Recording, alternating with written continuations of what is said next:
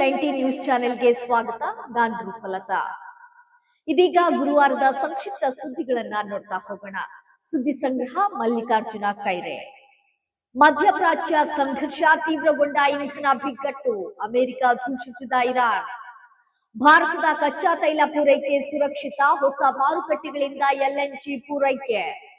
Hormuz ಜಲಸಂಧಿ ಬಳಿ ಹಡಗುಗಳ ಮೇಲೆ ದಾಳಿ, ಇಬ್ಬರು ಭಾರತೀಯರು ಸಾವು, ಒಬ್ಬರು ಕಾಣೆ, ಹೊಣೆ ಹೊತ್ತ ಇರಾನ್.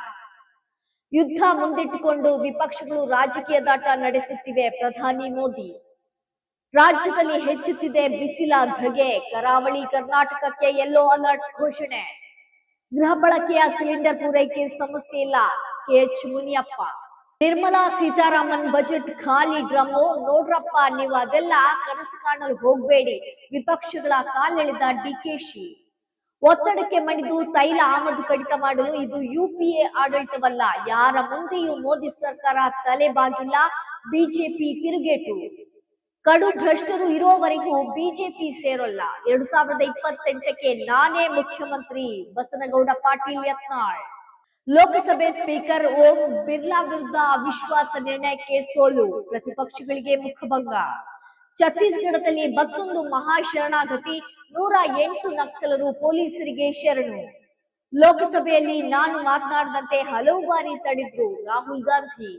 ಪ್ರಧಾನಿ ಮೋದಿ ಅಡ್ಜಸ್ಟ್ಮೆಂಟ್ ರಾಜಕಾರಣ ಮಾಡ್ತಿದ್ದಾರೆ, ರಾಹುಲ್ ಗಾಂಧಿ ಆರೋಪ, ಬಿಜೆಪಿ ತಿರುಗೇಟು.